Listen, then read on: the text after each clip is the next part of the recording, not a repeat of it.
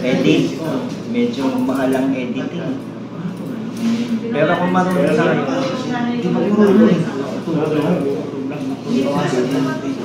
pwede kayong mag-search sa ano, yung sa Facebook, sa Instagram. Check nyo editor.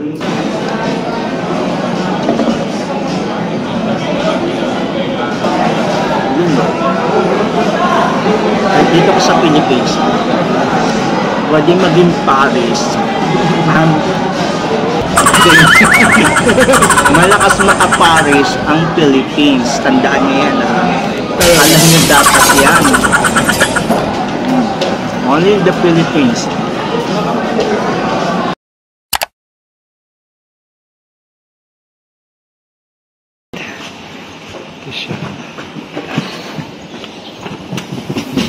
Thank you. Ayan ang ating diaper. Thank you, Kuya. Okay. Diaper ni Father. Good morning, everybody. So, welcome back to another vlog. Dumating na yung stocks ng Father ko. Itong diaper. Here you go, guys. Oh, wow. Ang ganda.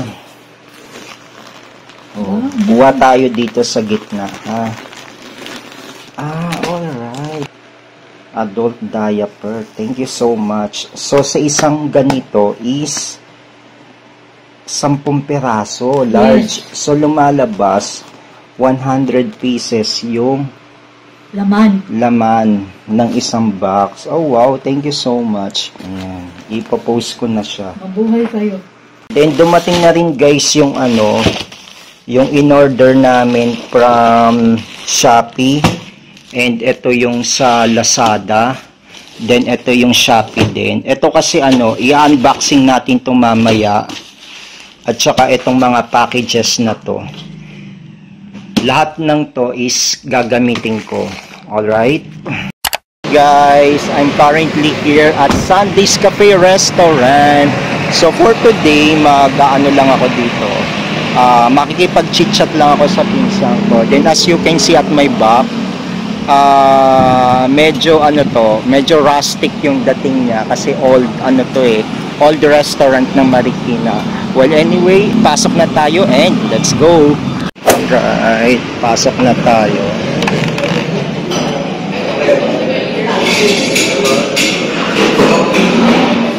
Okay, here is the table for 3. For 3 weeks. Ito yung minimum. So, I think I prefer this one or maybe I prefer yung chicken. So, kasi ito daw yung pinaka-best seller nila. And meron silang mga offer ng mga different variants. Like yung burgers. And meron silang pizza. Basta yan and many more. Dika, ano ba seller mo? Cereal chicken and waffle. Cereal chicken and waffle. Where is it?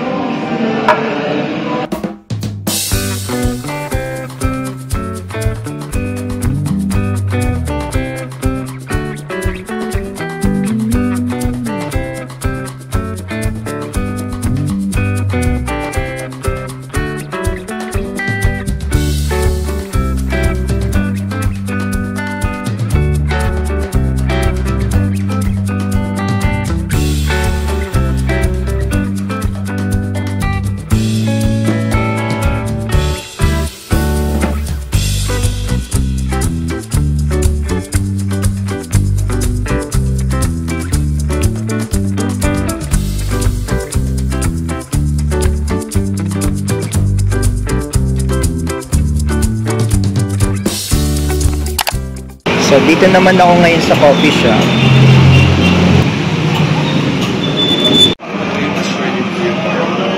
Oh, wow.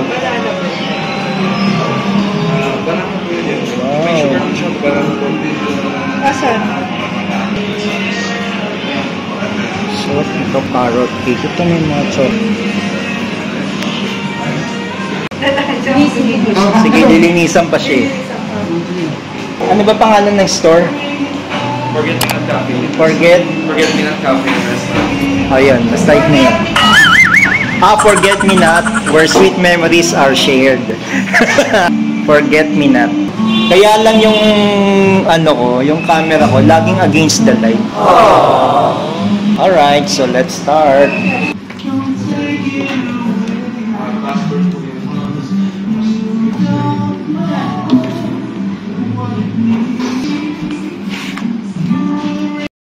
So, tumitingin kami ng cakes. Okay lang. Ako lang naman.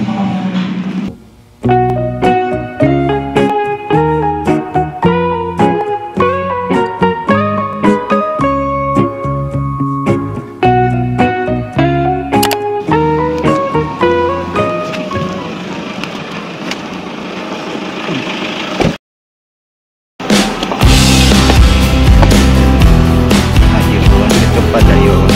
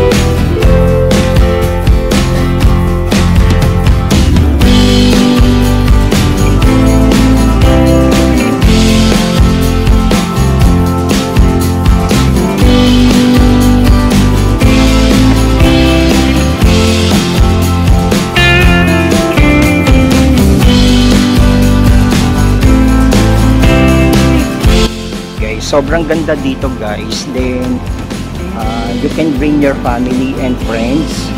Then pwede kayong mag-event. And I really love this place. And this is my first time na pumunta dito.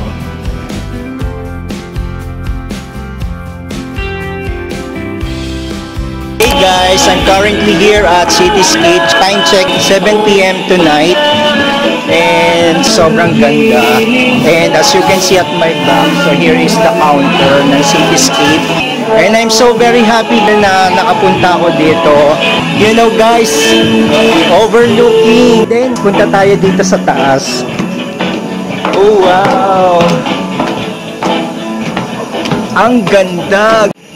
Merong ano dito lounge yata to para sa mga VIP. Then, ingat lang dito guys. Wow. Dito na ako guys, overlooking. Diba? Ganda guys. Po kayo ng picture.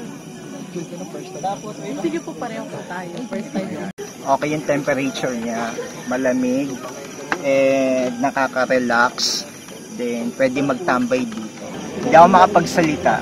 Parang kagaya din siya sa ibang bansa na pinupuntahan ko, like sa The Peak sa Hong Kong.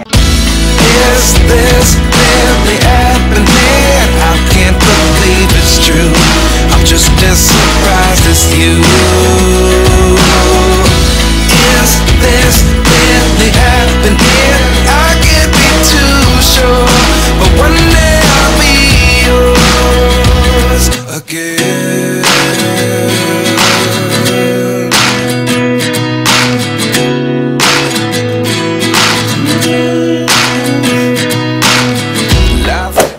Hey guys, welcome back to another vlog. I'm currently back in my showroom. So, guess what? Ano yung dala ko ngayon? Tchadan! Galing ako ng Ayala Feliz. So, bumili lang ako ng mga ilang bagay lang naman. Ayun guys, so bumili lang ako ng ng pang DIY dahil weekend ngayon guys. So magdi-DIY tayo guys kasi guys I have something to share with you. Yung kisame namin may tumutulo. Imagine that, nakatira ka sa condominium pero yung kisame mo sa loob ng comfort room may tulo. May tulo guys, may tulo. Ang masaklap pa nito is walang tao sa taas. Tinawagan na daw yung unit owner, hindi daw ina-acknowledge yung calls or dini-deny or I don't know o baka nag-iba na ng number. So yun yung problema ko kung paano ko i-improvising yung yung tulo. Well anyway guys, i-share ko na sa inyo yung binili ko sa Mr. DIY. Tadaan! Okay, ito yung binili ko kasi para at least yung water, yung leak is mag-passing through dito sa dito sa hose na to. Tapos guys, dahil weekend, kailangan kong maglinis ng CR. Ito guys, bumili ako ng panlinis. Isa sa showroom ko at ito sa personal unit ko. And tsaka ito guys, pantanggal ng stain. Gusto ko kasi yung malinis ang CR. Tapos i-unboxing na natin to guys, tong binili natin sa Shopee. And yung mga different shoes ko kasi kailangan ko na talagang malinisan. So that's why I ordered dito sa Shopee ng cleaning materials for my shoes. And syempre, na-realize ko lang na kailangan ko na talaga siyang alagaan. Ayoko na siguro yung bili ng bili. So siguro yun yung natutunan ko ngayon this year. Hindi muna ako bibili ng mga ganitong bagay. Tapos yung mga shoes ko, alagaan ko na siya kasi sobrang ang mamahal ng mga bilihin ngayon. Tcharan! Ito, KS Shoe Cleaner. The Premier Choice Cleaning. Ito siya guys, Saka may kasama siyang KS Leather Wipes. Alright, so ito lang naman siya guys. Tapos ito, may mga stain siya. Ayan Ito try natin. Ay wow, ang dali niya matanggal guys. Tsaka ito guys. Ayan. Next time, iba-vlog ko to on how to use this product. Pero bubuksan na rin din natin siya kung ano yung laman niya guys. So ito siya. Oh wow, KS Foam Original. And secondly is itong KS Towel. Ito siya guys. And may kasama siyang brush. Ang ganda niya guys. Sobrang cute niya guys. And that's it for today's video. Kung meron man kayong katanungan, so please comment down below. And don't forget to subscribe on my YouTube channel. And see you until next time. Bye!